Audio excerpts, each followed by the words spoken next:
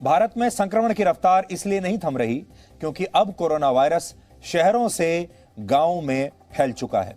इस समय 13 ऐसे राज्य हैं भारत में जहां शहरों से संक्रमण गांवों में लगातार फैलता जा रहा है।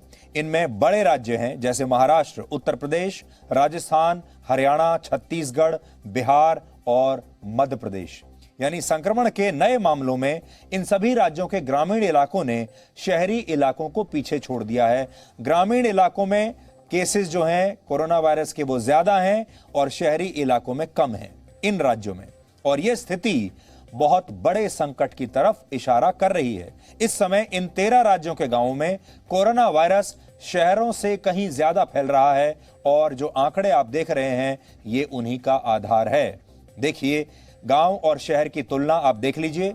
शहर है नीले रंग की रेखा और गांव है लाल रंग की रेखा। उत्तर प्रदेश में शहरों में कम केस हैं, गांव में अब ज्यादा हैं, और यही हाल देश के तमाम बड़े राज्यों का है। महाराष्ट्र के शहरी इलाकों में प्रतिदिन कोरोना संक्रमण के नए मामलों की संख्या लगभग 24,000 है, जबकि गांवों में यह आंकड़ा 30,000 से ज्यादा हो चुका है। इसी तरह उत्तर प्रदेश के आंकड़े हमने आपको दिखाए, वहां भी गांवों में शहरों से दुगने से भी ज्यादा नए मामले हर रोज आ रहे हैं। राजस्थान के गांवों में हर दिन औसतन 12,640 लोग संक्रमित हो रहे हैं, जबकि राजस्थान के शहरों में यह आंकड़ा 5,000 के आसपास है। इसलिए आप राजस्थान में भी देख सकते हो 4,000 शहरों में, 12,000 गांव में। इसी तरह का हाल हरियाणा, छत्तीसगढ़, बिहार, आंध्र प्रदेश, उड़ीसा, झारखंड, जम्मू कश्मीर और हिमाचल प्रदेश का भी है, और ये बहुत ही चिंताजनक बात है। ऐसा नहीं होना चाहिए था। यानी ये वो राज्य हैं जहां अब कोरोना वायरस शहरों से कहीं ज्यादा गांवों में फैल रहा है। और समझने वाली बात यह है कि ये हालात तब हैं जब कई गांवों से ऐसी खबरें आ रही हैं कि वहां ऐसे लोगों का कोरोना टेस्ट हो ही नहीं रहा है जिनमें वायरस के लक्षण हैं। आप सब जानते हैं गांवों में सुविधाएं बहुत कम हैं, अस्पताल नहीं है, लैब्स नहीं है, एम्बुलेंस नहीं है, दवाइयों की सुविधा नहीं है। तो गांव में बड़ी संख्या में ऐसे लोग हैं जिनके अंदर वायरस के लक्षण हैं लेकिन टेस्ट कराने की सुविधा नहीं है। इसलिए ये तो वो आंकड़े हैं जिन्होंने टेस्ट करा लिया और जो कंफर्म हो गए। इसके अलावा बड़ी संख्या में कई गुना ऐसे ज्यादा मामले होंगे गांवों में जो लोग टेस्ट अपना करा ही नहीं पाए होंगे।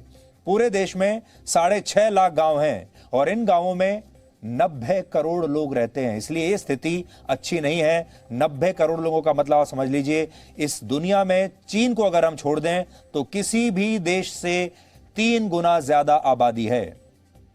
अब आपको ऐसे 11 राज्यों के बारे में बताते हैं जहां गांवों में संक्रमण के मामले पहले से बहुत ज्यादा मिल रहे हैं। इनमें पंजाब सबसे ऊपर है जहां नए मामलों में 49% गांवों में मिले हैं। कुछ इसी तरह के हालात तमिलनाडु में है। कर्नाटक में यह आंकड़ा 100 में से 44 का है, यानी 44% है। इसे ऐसे समझिए कि अगर किसी राज्य में एक दिन में 100 नए मरीज संक्रमित हुए तो इनमें से 44 गांवों से आ रहे हैं। पश्चिम बंगाल में तो स्थिति और भी खराब है। वहां 100 में से 47 लोग अब गांवों में मिल रहे हैं जो संक्रमित हैं। इन आंकड़ों से आप समझ सकते हैं कि अब कोरोना वायरस गांवों में फैल चुका है। कोरोना वायरस का विस्फोट भारत के गांवों में हो चुका है और इससे वहां की स्थिति बहुत खराब है। आप इन तस्वीरों के जरिए स्थिति का अंदाजा लगाइए। अब जो तस्वीर आपको दिखाने वाले हैं ये आपको विचलित कर सकती हैं, लेकिन ये तस्वीर आपको देखनी पड़ेगी। ये तस्वीरें बिहार के बेतिया की हैं जहां एम्बुलेंस नहीं मिलने की वजह से एक परिवार अपने मरीज को इस ठेले पर अस्पताल ले जाने के लिए मजबूर है।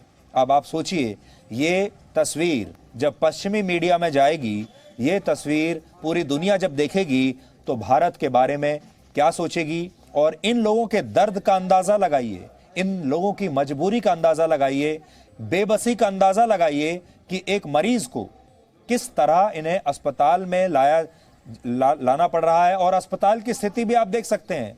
इस अस्पताल में क्या इलाज होगा इसके बारे में भी आप अच्छी तरह कल्पना कर सकते हैं। और मरीज को कैसे इस ठेले से निकालकर अब अस्पताल के अंदर ले जाया जा रहा है ये आप देखिए।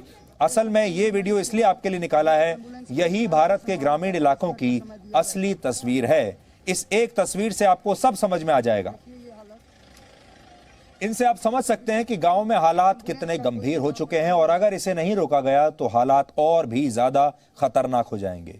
गांव में लोगों को कोरोना का टेस्ट कराने के लिए कम से कम 50 से 60 किलोमीटर दूर जिला मुख्यालय के कोविड सेंटर में जाना पड़ता है। 50 से 60 किलोमीटर कम से कम है, इससे ज्यादा भी फासला हो सकता है। और प्राथमिक चिकित्सा केंद्रों की हालत बहुत ज्यादा अच्छी नहीं है हमारे देश में। आपको याद होगा 2 दिन पहले हमने गांवों से आपको एक विस्तृत ग्राउंड रिपोर्ट दिखाई थी। जी न्यूज पहला ऐसा चैनल था जिसने आपको गांवों से ग्राउंड रिपोर्ट दिखानी शुरू की थी। और आज भी हमने देश के उन दूर दराज के गांवों से आपके लिए एक ग्राउंड रिपोर्ट तैयार की है जहां कोरोना वायरस तेजी से फैल रहा है। इन गांवों में मीडिया नहीं पहुंचता। पहले भी हमने आपको बताया था, गांव में ना तो नेता रहते हैं, ना सेलिब्रिटीज रहते हैं, ना सोशल मीडिया इन्फ्लुएंसर्स रहते हैं, ना ओपिनियन मेकर्स रहते हैं और ना ही बड़े बड़े जो बुद्धिजीवी हैं जो पूरी दुनिया को बताते हैं कि क्या हो रहा है कहां पर और उसके पीछे क्या कारण हो सकता है। इनमें से कोई भी गांव में नहीं रहता, इसलिए गांव की खबरें कभी आप तक पहुंचती नहीं। जो लोग शहरों में रहते हैं उन्हें गांव की खबरें देखना पसंद नहीं है, क्योंकि वो सोचते हैं कि इससे हमें क्या लेना देना। और जो मीडिया है उसके लिए गांवों तक पहुंचना बहुत मुश्किल होता है, क्योंकि गांव में इस समय जाना आसान नहीं है। इसलिए आपने देखा होगा हमारे देश के मीडिया में भी सिर्फ दिल्ली और मुंबई जैसे महानगरों की खबरें आपको मिलती रहती हैं। वहाँ के अस्पतालों में क्या हो रहा है, वहाँ एम्बुलेंस वाले कितना पैसा ले रहे हैं, वहाँ ऑक्सीजन की कितनी कमी है, ये सारी जो खबरें हैं आपको सिर्फ बड़े शहरों से मिलती हैं, मेट्रो शहरों से मिलती हैं। गाँवों से आपको ये खबर नहीं मिलती। इसलिए जी न्यूज़ ने इस परंपरा को हमेशा तोड़ा है, इस बार भी हम इस परंपरा को तोड़ रहे हैं।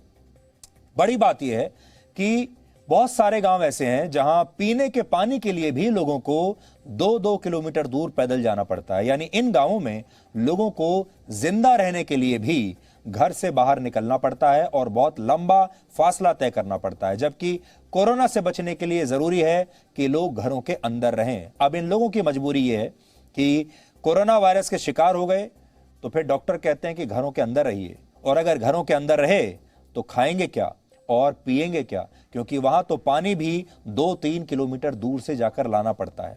इसलिए इन लोगों की चुनौतियां ही अलग हैं, इन लोगों की दुनिया ही अलग है जिनके बारे में आप अंदाजा भी नहीं लगा सकते। ऐसे में गांव में लोग कैसे इस बीमारी से संघर्ष कर रहे हैं, वहां क्या मौजूदा हालात हैं, अब आप ये समझने के लिए हमारे साथ इस ग्राउंड रिपोर्ट को देखिए।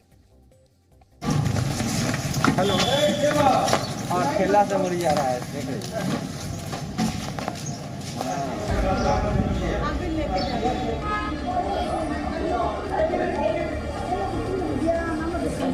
अपन इनके कौन सी बीमारी का कर रहे हैं। शहरों के अस्पताल भरे हुए हैं, इसकी खबर हेडलाइंस बनती है, लेकिन क्या आप जानते हैं कि देश के दूर दराज के गांवों का क्या हाल है? ये तस्वीरें देखिए। कोरोना से संक्रमित एक मरीज ठेले पर लेटा हुआ है और उसका परिवार उसको लेकर अस्पताल जा रहा है।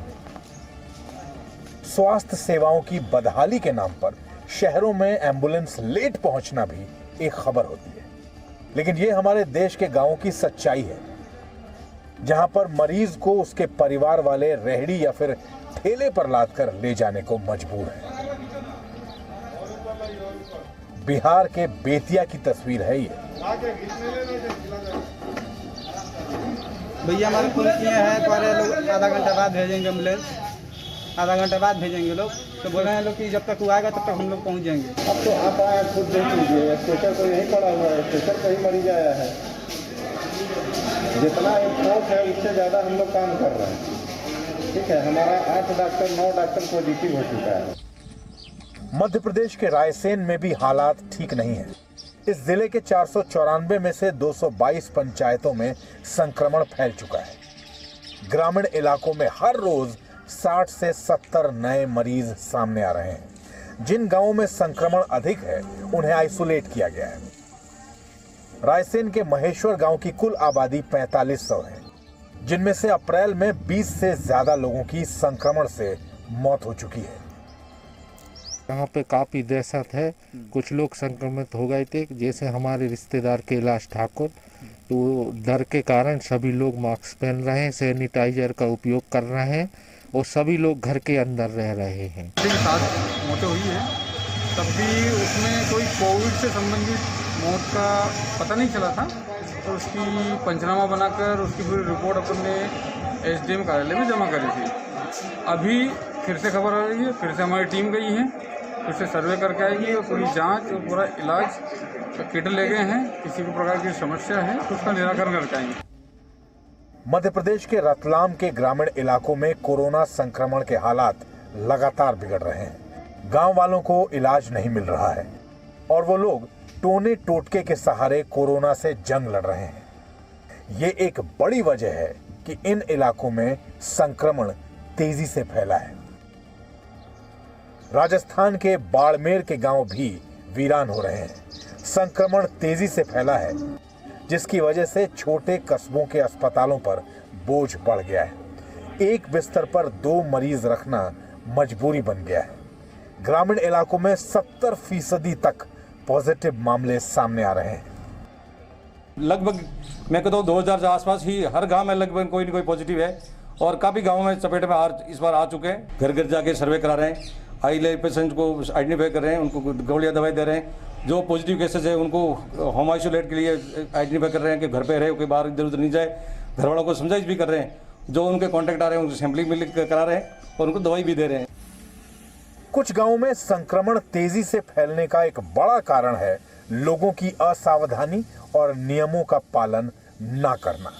राजस्थान के टोंक के देवली में लोग लगातार लापरवाही बरत रहे हैं। गांव में बाहरी लोगों का जमावड़ा रहता है, मंदिर खुला रहता है माता जी का और दुकानें खुली रहती है और प्रशासन का आज दिन तक कोई ध्यान नहीं है। न बार बार सूचना करने पर कोई नहीं आया, न तो स्वास्थ्य विभाग के आए, न मतलब कोई पुलिस प्रशासन आया। यूपी के कानपुर देहात में भी कोरोना संक्रमित मरीजों की संख्या लगातार बढ़ी है। गांव सूने हो रहे हैं। लोगों को कोरोना संक्रमण के बारे में ज्यादा नहीं पता है। वो उसे बुखार या फिर साधारण जुकाम समझ रहे हैं। बुखार और एक दिन खाली, बस कुछ नहीं। बस डॉक्टर आया था, दवाई लाया तो चले, लेकिन यहाँ दवाई घर में ले आए थे। डॉक्टरी अभी है इधर, डॉक्टरी घाट में पुर से हमने करवाया था, मतलब उनको तो नहीं, मतलब सूट की दवा का मतलब कहा है। अचानक ही हो गया, मतलब पहले ठीक थे, 3-4 दिन के अंदर सांस लेने में दिक्कत हुई और इनको ले गए डॉक्टर के पास, तो उन्होंने टेम्परेरी दवा दे दी, बोलने लगे ऑक्सीजन का इंतजाम करो। तो बस फिर घर लाए और इसका इंतजाम करने लगे, लेकिन फिर इसी बीच में अचानक खत्म हो गए।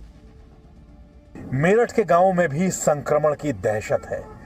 गांव वाले अपने घर से निकलने से डर रहे हैं। हालांकि उनकी एक शिकायत ये भी है कि स्वास्थ्य विभाग ने अभी तक कोरोना संक्रमण की जांच का जिम्मा नहीं लिया है। हालात ये है कि मौतों की संख्या अब तेजी से बढ़ रही है, क्योंकि बिना जांच सही इलाज नहीं मिल पा रहा है। 1 महीने के अंदर 60-65 मौतें हुई हैं।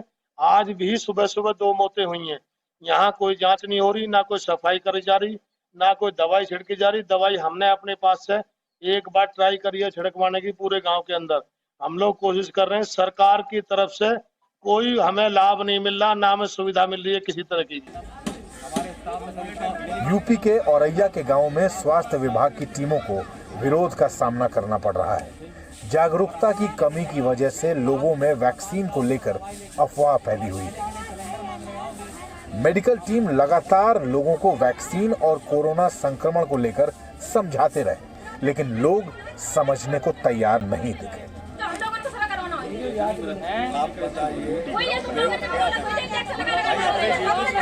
वहाँ को लोगों को समझाया गया कि 45 साल से ऊपर के जितने भी लोग हैं सभी लोग वैक्सीन लगवाएं, लेकिन उन लोगों के अंदर एक गलत अफवाह है कि वो लोग वैक्सीन से बचना चाह रहे थे। लेकिन एक स्वास्थ्य टीम और निर्णायक टीम ने काफ़ी उनको समझाया। काफ़ी उनको समझाने के बाद कुछ लोगों द्वारा वैक्सीन लगवाया गया है, लेकिन अधिकांश लोगों द्वारा वैक्सीन नहीं लगाई गई है। बिहार के बाढ़ में भी बाजारों में लोग कोरोना प्रोटोकॉल का पालन नहीं कर रहे हैं। सिर्फ जरूरी सामान वाले दुकानों को ही खोलने का आदेश दिया गया है, लेकिन सभी तरह की दुकानें खोली जा रही हैं। ब्यूरो रिपोर्ट, जी मीडिया।